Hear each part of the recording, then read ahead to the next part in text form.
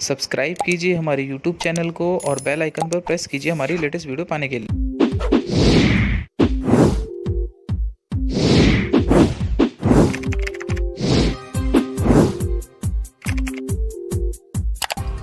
नमस्कार दोस्तों, मेरा नाम है श्रवण और आप सभी का स्वागत करता हूं मैं अपने यूट्यूब चैनल पर। माय डियर स्टूडेंट्स, आज इंजीनियरिंग ड्राइंग और इंजीनियरिंग ग्राफिक्स का लेक्चर नंबर 16 है। My dear students, lecture number 15 में मैंने square headed bolt of square neck with washer and hexagonal nut की असेंबली करके आपको समझाया था। अगर माय डियर स्टूडेंट्स आपने वो वीडियो नहीं देखी है तो ऊपर आई बटन पर प्रेस करके वो वीडियो आप देख सकते हैं। तो माय डियर स्टूडेंट्स, आज लेक्चर नंबर 16 है जिसमें हम आज फाउंडेशन बोल्ट को पढ़ेंगे। तो माय डियर स्टूडेंट्स, चलिए शुरू करते हैं।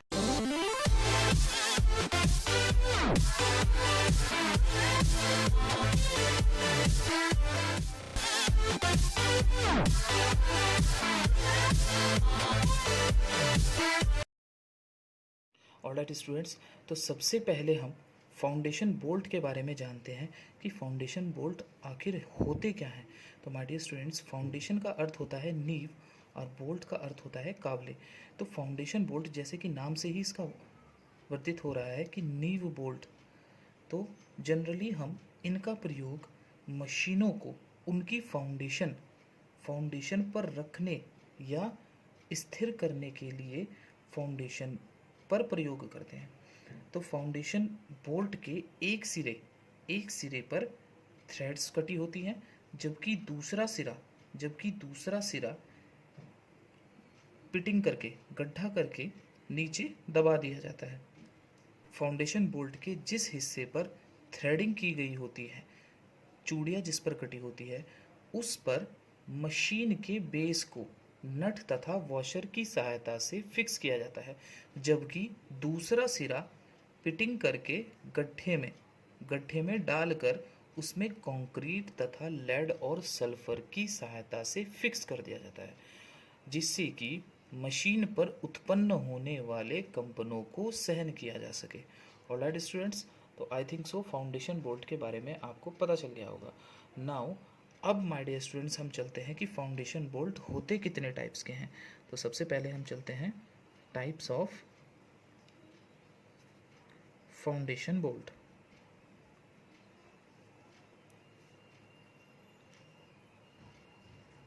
जनरली हम 6 टाइप्स के फाउंडेशन बोल्ट्स यूज़ करते हैं। सबसे पहला जो फाउंडेशन बोल्ट होता है वो होता है रैग बोल्ट, जिसका प्रयोग सबसे ज़्यादा किया जाता है। नेक्स्ट जो हमारा बोल्ट आता है that is a Lewis bolt. Now third one is square headed bolt. Square headed bolt. Now fourth one is curve bolt, curved। इसका जो सिरा है वो नीचे से कर्व होता है। Fifth one is hoop bolt. इसका जो निचला सिरा होता है, जो फाउंडेशन में नीचे चला जाता है, वो सर्कल के आकार का होता है। Now last one is cotter bolt. इसका जो सिरा होता है, निचला सिरा, वो कोटर की तरीके से होता है। My dear students, cotter joint की अगर आपने असेंबली नहीं देखी है तो ऊपर आई बटन पर जाकर आप उसको देख सकते हैं। नाउ अब हम सबसे पहले चलते हैं my dear students rag bolt पर। मोस्ट इम्पॉर्टेंट है, सबसे ज़्यादा एग्ज़ाम में ये पूछा जाता है, रैग बोल्ट। तो सबसे पहले हम इसका एक 3D व्यू बना के आपको समझाएंगे कि एक्चुअल में होता कैसे है। Alright, तो students, this is the 3D view of rag bolt. My dear students, this is the D diameter. इसका जो उपला सिरा होता है वो उसका डी डायमीटर होता है। इस डी डायमीटर पर ही थ्रेड कटी होती है। तो माय डियर स्टूडेंट्स, जितना हमारा मशीन का बेस की मोटाई होती है उतना ही इस रैग बोल्ट के ऊपरले हिस्से का डायमीटर होता है। Alright students, then this is the 3D। If D is 20 mm, अगर D 20 mm होगा तो इसकी जो ऊंचाई हो जाएगी वो 60 हो जाएगी। नाउ टोटल जो रैग बोल्ट की लेंथ होती है, this is the 7.5D, 7.5D। Alright, alright students, then चलिए अब शुरू करते हैं रैक बोल्ट के। सबसे पहले हम एक सेंटर लाइन क्रिएट कर लेते हैं, रैक बोल्ट को बनाते हैं।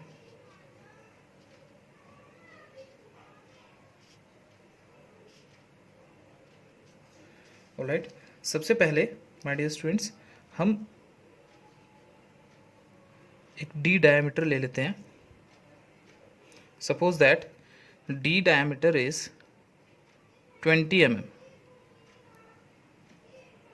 Alright, D diameter is this. जितना डी डायमीटर होगा उतना ही मशीन का बेस होगा, या तो ये कहें कि जितना मशीन का बेस होता है उतना ही डायमीटर का हमें रैक बोल्ट की ज़रूरत होती है। ऑलराइट, देन सबसे पहले हम एक हेक्सागोनल नट बना लेते हैं। तो माय डियर स्टूडेंट्स, हम जानते हैं हेक्सागोनल नट कैसे बनाते हैं। सेंटर लाइन से सबसे पहले हम 2D लाइन ले लेते हैं, डी इधर ले लेते हैं और डी ही इधर ले लेते हैं। Alright, then D/2 and D/2 and this is also D/2 and this is also D/2। अगर आपने मेरी हेक्सागोनल नट की वीडियो नहीं देखी है तो माय डियर स्टूडेंट्स ऊपर आई बटन पर प्रेस करके आप उसको देख सकते हैं। अब इस पॉइंट से 1.5D से 2D पीछे आते हैं और यहाँ से यहाँ तक के डिस्टेंस लेते हैं और एक आर्क लगा देते हैं। ये चैम्फरिंग का आर्क है। ऑलराइट, नेक्स्ट सर्किल मास्टर से आप इसको ये दोनों आर्क लगा सकते हैं, या फिर इसका भी D/2 करके 2D पीछे आकर आप आर्क लगा सकते हैं और इन दोनों के क्रेस्ट को मिलाते हुए आप एक लाइन ड्रॉ कर सकते हैं। ऑलराइट, और एक आप यहाँ पर हल्का सा इसको कर्व दे देंगे ऊपर से। ऑलराइट, देन नाउ अब एक हम लगाते हैं इसमें वॉशर। वॉशर की जो टोटल डिस्टेंस होती है, टोटल जो डायमीटर होता है वो 2D+3 होता है। तो सेंटर से 2D+3 का हाफ इधर चलना है, सेंटर से 2D+3 का हाफ इधर चलना है। देन यहाँ से यहाँ तक की डिस्टेंस 2D है तो 1.5 इधर चलते हैं, 1.5 इधर चलते हैं। देन मोटाई जो होती है वॉशर की होती है 0.12D और लगभग हम 3 mm ले लेते हैं। तो इसकी जो मोटाई है वो 0.12D और 3 mm हम ले लेते हैं। ऑलराइट स्टूडेंट्स, देन अब हम मशीन का बेस बनाते हैं। तो मशीन का बेस हम बनाने के लिए सबसे पहले हम क्या करते हैं, अगर मैं टोटल डिस्टेंस की बात करूं तो यहाँ से जो इसके टॉप हेक्सागोनल नट का जो टॉप है, तो यहाँ से हम 2.5D नीचे आते हैं। दिस लेंथ इज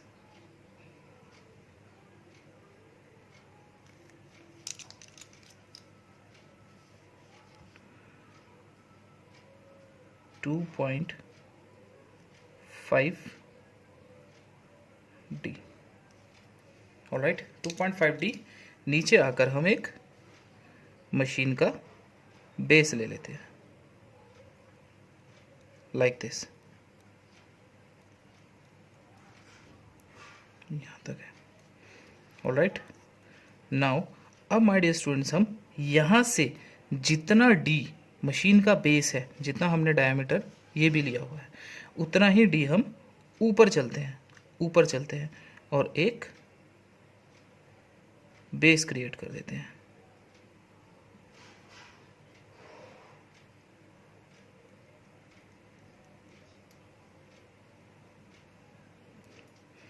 और यहाँ पर हम फ्री हैंड आर्क लगा देते हैं लाइक दिस।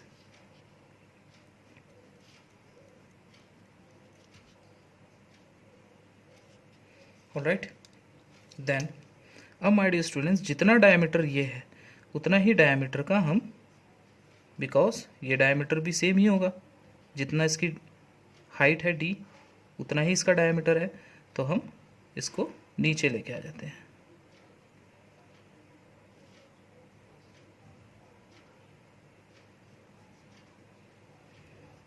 ऑलराइट, और 1 mm का क्लियरेंस हम इसमें छोड़ देते हैं, 1 mm का क्लियरेंस हम छोड़ देते हैं। ये हमारा होल का हो जाता है, ऑलराइट। और यहाँ पर हमारी जो थ्रेड है, यहाँ पर हम इसको यहाँ शो कर देते हैं, like this.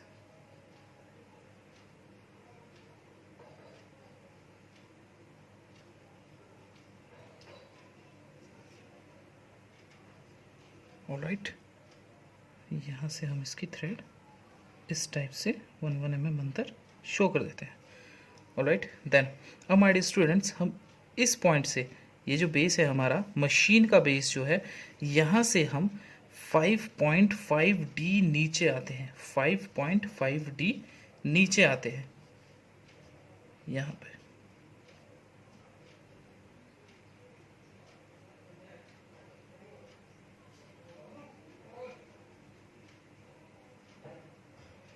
$5.5D,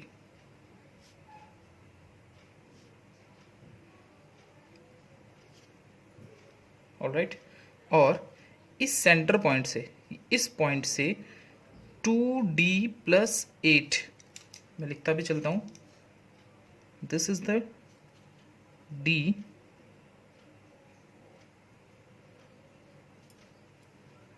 and this is also D,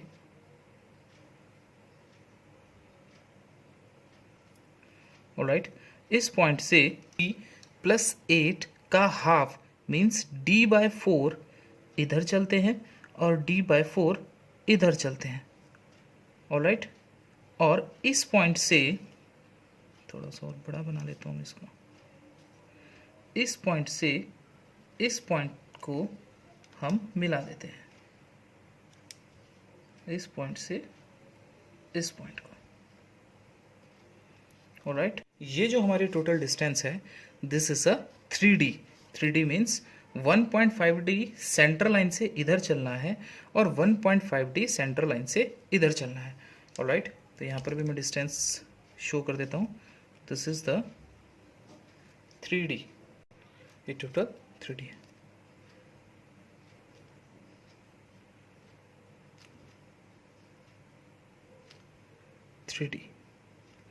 alright students, then अब हम क्या करते हैं, एक और कटिंग सेक्शन इसको दे देते हैं। ये हमारा विदाउट डायमेंशन होता है क्योंकि इसको हमने क्रॉस कट कर दिया है।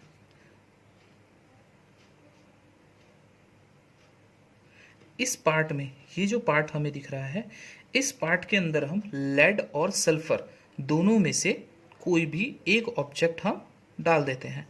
और ये जो पार्ट है हमारा बचा हुआ, जो इधर वाला पार्ट है जो हमने कट किया हुआ है, यहाँ पर हमारी कंक्रीट भरी जाएगी, ऑलराइट स्टूडेंट्स। और जो हमारा रैक बोल्ट होगा वो यहाँ पर होगा, ऑलराइट। तो अब हम नीचे का इसका हिस्सा बनाते हैं। तो माय डियर स्टूडेंट्स, अब इस D वाले डिस्टेंस, ये जो D हमारा डायमीटर था, इसको हम इसके बेस से हाफ, मतलब D/2 नीचे आते हैं, D/2 नीचे आते हैं, ऑलराइट। D/2 नीचे आकर इस पे हम कुछ इस टाइप से एक सेक्शन दे देते हैं। यहाँ से हमारा ये पार्ट स्टार्ट हो जाएगा, ऑलराइट। यहाँ तक ये पार्ट था, मीन्स ये वाली लाइन ये रही, ऑलराइट। देन अब यहाँ से ये स्टार्ट करते हैं। तो माय डियर स्टूडेंट्स, अगर हम देखें तो एक जो पार्ट है ये 0.75D है, 0.75D का मीन्स हो गया, अगर मैं 20 से मल्टीप्लिकेशन करूं तो 0.75D का मीन्स हो गया 1.5D। तो माय डियर स्टूडेंट्स, 1.5D आप नीचे चलेंगे, 1.5D आप नीचे चलेंगे, ऑलराइट, लाइक दिस। देन अब हम क्या करना है, इस 1.5 mm नीचे आकर यहाँ से इसी लाइन पर, इस लाइन पर आपको D/4, इसी लाइन पर D+4 का हाफ, D+4 का हाफ मीन्स D/2 2 + 2, d/2 + 2 इधर चलना है, d/2 + 2 इधर चलना है और d/2 + 2 इधर चलना है। ऑलराइट, तो एक और लाइन ले लेनी है 0.75 d तक नीचे, लाइक दिस, और इनको ऐसे मिला देना है आपस में। मैं इसकी डायमेंशन भी शो कर दूंगा बाद में। ऑलराइट, तो 0.75 d फिर नीचे आ जाना है। यहाँ पर एक आप रेफरेंस लाइन ले लेंगे और इस लाइन पर फिर अगेन हम d+8/2 का आधा इधर चलना है, d+8/2 का आधा इधर चलना है। मीन्स हर उसमें 4 mm ऐड करते चले जाना है। ऑलराइट, तो d+8 का हाफ इधर चलना है, d+8 का हाफ इधर चलना है। ऑलराइट, और इनको इस टाइप से मिलाते चलना है, like this. Now again d+8 में हम जोड़ते हैं 4, तो d+12 हो जाएगा। तो d+12 का हाफ इधर चलना है, लाइन ले लेनी है एक, d+12 का हाफ इधर चलना है, एक और लाइन ले लेनी है। तो लाइक दिस, इस तरीके से हमारा बन जाएगा। Alright, 1 2 and 3। फिर अगेन d+16, अगेन हम 0.75 d तक हम d+16, यहाँ पर 4 था, यहाँ 8 हो गया, यहाँ 12 हो गया, अब 16 लेना है। तो d+16 का हाफ इधर चलना है और d+16 का हाफ आपको इधर चलना है। इस लाइन को थोड़ा नीचे ले लेता हूँ और कुछ इस तरीके से हम मिला देते हैं। अगेन 0.75 d हम नीचे आते हैं, फिर अगेन हमारा 16 में अगर हम 4 जोड़ते हैं तो d+20 हो जाता है, और now 20 is the diameter, then d = 20। तो यहाँ पर जो हमारी डिस्टेंस आ जाएगी वो टोटल हमारी 2d हो जाएगी। तो माय डियर स्टूडेंट्स, d हमें इधर चलना है, d हमें इधर चलना है। तो कुछ इस टाइप से आपका ये बन जाएगा, like this, like this. Alright, मैं इनकी अलग अलग डायमेंशंस शो कर देता हूँ। ये टोटल हमारा 2d है, this is the 2d, this is the 2d and this is the 0.75d, 0.75d, everyone. All right, now this is the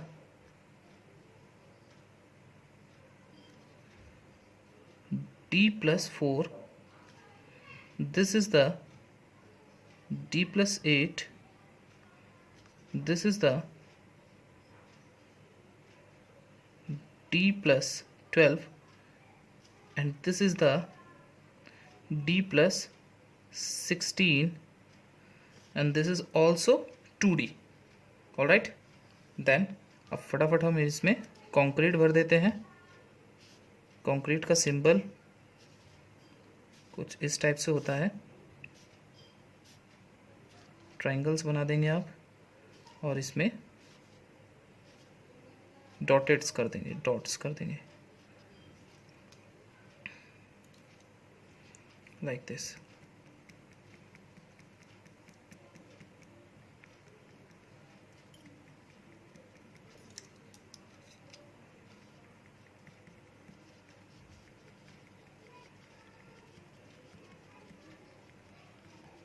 like this.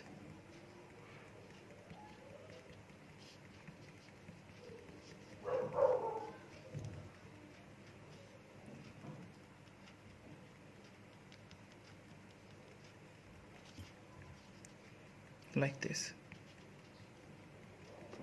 All right, now यहाँ पर हम ये जो पार्ट है हमारा, यहाँ पर हम सल्फर को हम डाल देते हैं। तो सल्फर का जो सिंबल होता है वो कुछ इस टाइप से होता है, वो कुछ इस टाइप से होता है, लाइक दिस। पहले आप हैचिंग लाइंस ड्रॉ कर दीजिए 45 डिग्री पर। एक साइड से एंड सेकंड साइड से हम दोबारा कर देते हैं।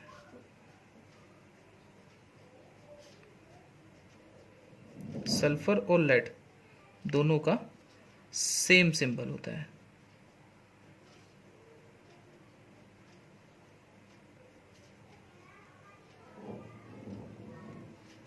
Like this.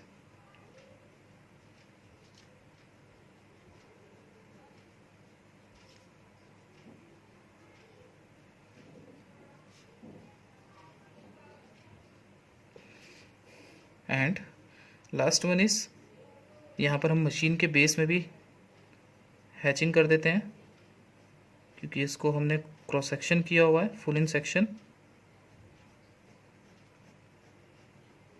Like this.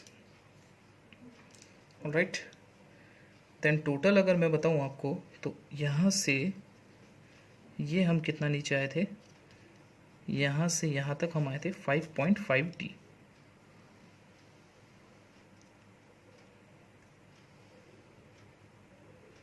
This is the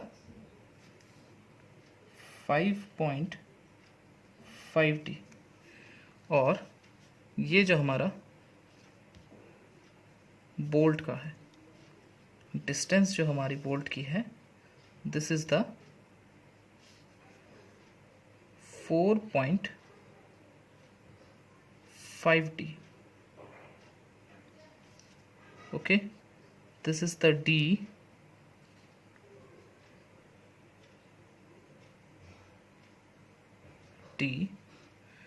alright, this is also D.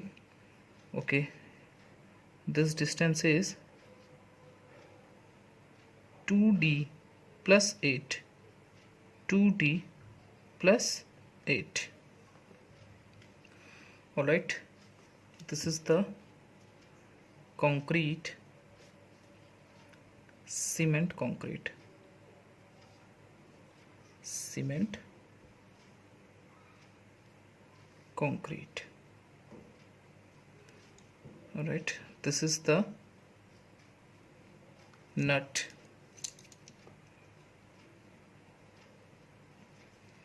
this is the washer, and this is the machine base. This is the washer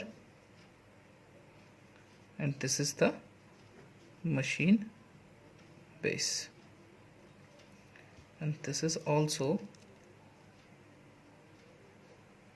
sulfur, lead or sulfur, lead या sulfur. Alright, okay, ये जो हमारी distance होगी students, 4.5 यहाँ तक होगी, this, और ये डिस्टेंस हमारी होगी दिस वन 0.5D. ऑलराइट,